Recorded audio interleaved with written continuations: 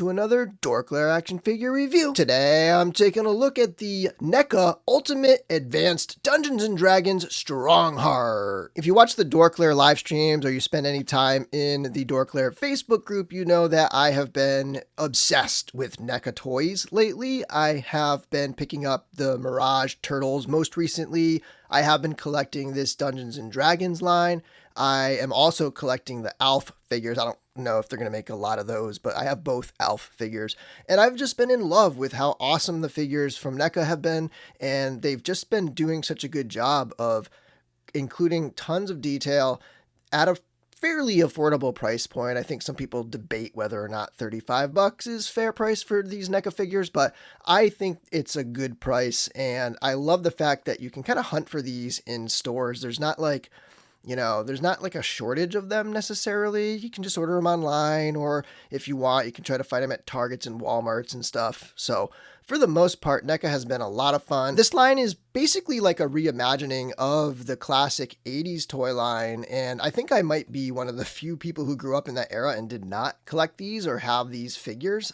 I did eventually play a lot of D&D in college, and so I do have an appreciation for the idea of like these character archetypes from the Dungeons and Dragons world, and this idea of a paladin, lawful good type character, I think really comes out well in the look and style, especially the facial expression, which we'll get to in a bit. But yeah, this has that feeling of that kind of stubborn, faithful, heroic quality of that paladin character type. And as for the figure itself, in terms of the sculpture, the paintwork, and all the little details, I think they did an excellent job on this. I do have a few little nitpicks, but nothing that ruins the figure for me or makes it worse. It just kind of like a few things that I would have liked changed or improved.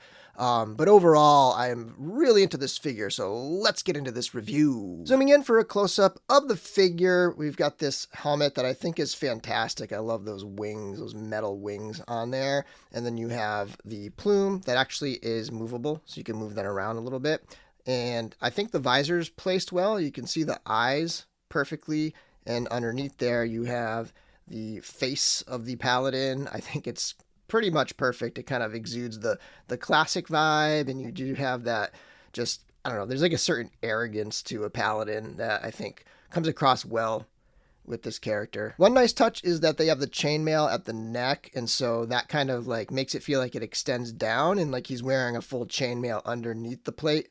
So you have that, and then there's chainmail down at the legs, and really nice details on that chainmail. Nice little detail where the cape attaches. It is glued on here, and here, but I do like that the quasi chain piece is separate. It's like, just gives it some layered effect to it. And the paintwork on the armor is awesome. It's a nice metallic silver with some weathering, almost like it's an aged or worn armor. It's a clean armor, but it's aged, And then we have that crest on the front, and into the arm guards, the gauntlets over here, with a couple different colors, with the blues, metallic, and little detail in the hands. The cape itself is a very shiny kind of material, and it is wired. It's wired along the side and along the bottom, and then the other side. But the wires are so thin that they don't really hold a pose really well. You can just kind of get a little shape out of it, but it's not going to like billow out into a dramatic pose and hold itself really. And then underneath the cape, so we have that collar piece, again, glued on but separate, and that attaches to the belt over here with these, plastic chains, and then the belt is glued to the skirt piece, and we have that skirt there, and just a lot of nice little crisp paint details, but lots of metallics, right? So it doesn't feel necessarily like cartoony or toy, right? This is an homage to a toy, but it's doing it in sort of a somewhat like realistic way. Yes, a lot of the style is over the top, but the finish on everything feels like it's rooted in like the real world. It just feels kind of like real and weathered and worn, like these boots right here. And then just two issues that I have with the overall sculpture and silhouette of the figure. One, just like Warduke, the arms don't really come down. So if you want the arms to hang naturally at the side, you'd have to modify it in some way. It's just not going to happen. So you have to kind of angle them like this. And on this figure, it's not that bad because it's a knight and it can kind of make sense that he might not be able to get his arms all the way down. But on Warduke, his arms are bare. He's bare chested. So that didn't really make sense for him. It would have been nice if they could clear that out a little bit and give a little space there. And then the other thing is the proportions on the legs. And again, another carryover from Warduke, that is the thighs feel really long and the lower legs feel really short. I don't know if that's just the effect of the knee pads or what, but proportionally it just doesn't feel right. And both of those things are non-issues to me because once you put it in an action pose, it really goes away. There's no real issues and it doesn't look odd to me. It just kind of looks like, looks like an action pose rather than just a guy with weird proportions. Okay, zooming out on Strongheart there, you can kind of get that sense where the knees feel a little bit low and the arms just stick out. But here's the overall silhouette of the figure. And I do think it looks great, just a couple little weird proportion issues. Height-wise, the figure stands at just over 7¼ inches to the top of the head, but you go to the top of that plume and you're looking at 8 inches tall over here. For comparison, starting off with a couple NECA figures, on the left is the Mirage Battle Damaged Shredder, and on the right is Warduke, and I think these two look great next to each other. Here we have some Mythic Legions Knights. On the left is Attila from the Gorgo Attila 2-pack, and on the right is Sir Owain with some Max Bird parts. And though he is somewhat taller than these guys, I wouldn't call him out of scale. He's just a taller human. And there's quite a range of heights among humans and probably a range of heights among knights even. Next up, a couple taller figures. On the left is a Mythic Legions Ogre, and on the right is the NECA Toys Master Wang, and these being monstrous or beastly, I think these fit in really well, so you could mix and match a lot of different lines, I think, with the NECA D&D stuff. A couple Storm Collectibles Golden Axe figures. We have Axe Battler on the left and the Dwarf Gilius on the right. And, these, again, like range of heights, I think it does fit in pretty well with these guys too. Of course, we got to bring in a couple fellow retro 80s action figure characters. On the left is the Ramen Toys Quicksilver, and on the right is a Masterverse He-Man Kit Bash with a Monster Machine head sculpt painted by Eric Miller EM Custom Parts. And something that I would describe as almost definitely out of scale for most people's tastes, we do have the Mezco Conan figures, and they're just a little short here. I don't think they would mix and match really well with the NECA 7-inch lines.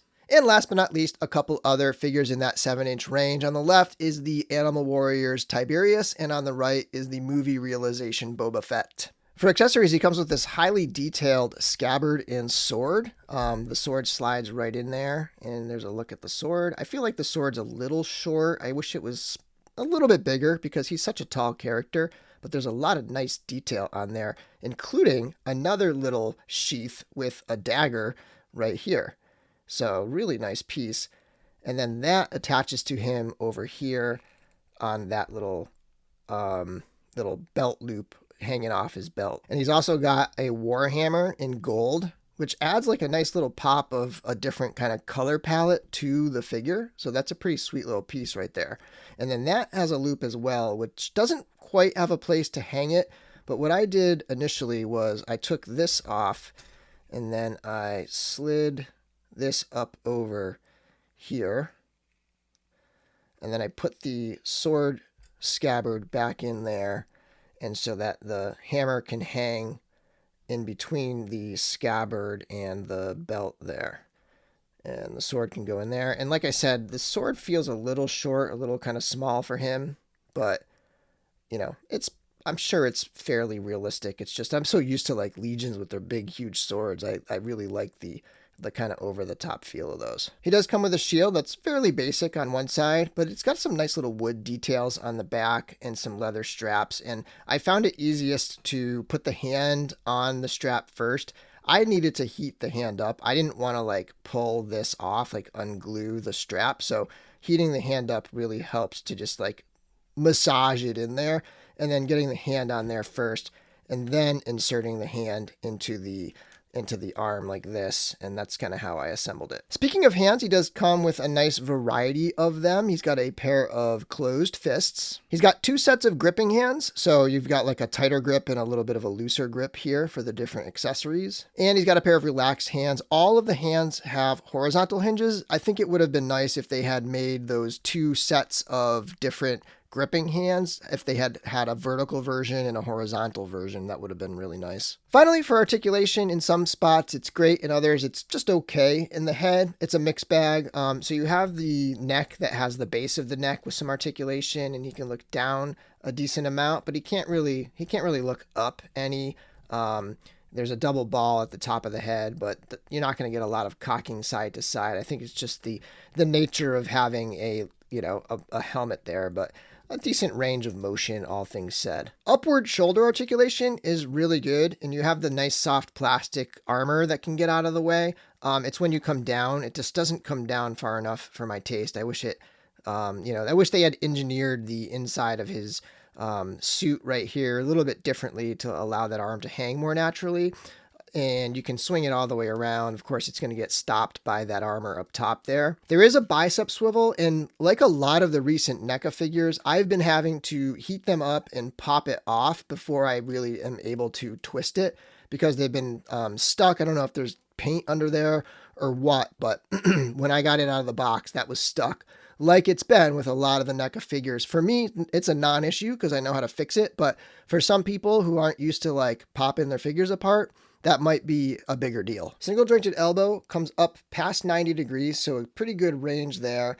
And then you can twist at that elbow as well. There's also a twist at the forearm, and then you have that horizontal hinge at the wrist, and then that'll twist all the way around. In my opinion, the torso has excellent articulation. So you do have a ball joint at the waist where that can twist and crunch, and then you have another double ball up at the top of the, at the diaphragm cut, and then that can twist and crunch forward and stuff as well. You do want to be careful, like it'll tug on these in certain positions, like if you're going way over to the side like that, but it's held up for me. I don't think it's going to break, but yeah, so he can crunch way forward, and then you can crunch way back. So good range. You might get a little gap there, but not too bad actually. It's painted underneath, so it covers it up well. At the hips, you have a ball joint and a twist at the thigh. So, you can kick forward a decent amount, and then you can kick back quite a bit. He can go out into the splits. And then he does have double jointed knees that can kick up quite a bit. There is twist above the knee, but it's not very functional. The twist below the knee, however, is. Then you have a hinge and swivel ankle with a rocker. So overall, the articulation is pretty good, mostly modern articulation. I know NECA's been doing a lot of double jointed elbows lately, so that would have been nice, but it's not too bad here. I do wish that the armpits were a little further down, or, I wish those arms could hang a little more naturally. And then I wish the knees were not so low. I feel like the knees could come up the leg a little bit. It just kind of weird proportionally in that place. So overall, I do love this figure. I know that some of the little nitpicks that I have are probably going to be bigger deals to some people than others. But let me know what you think of this figure. Let me know what you think of NECA in the comments below. And until next time, may the force be with you.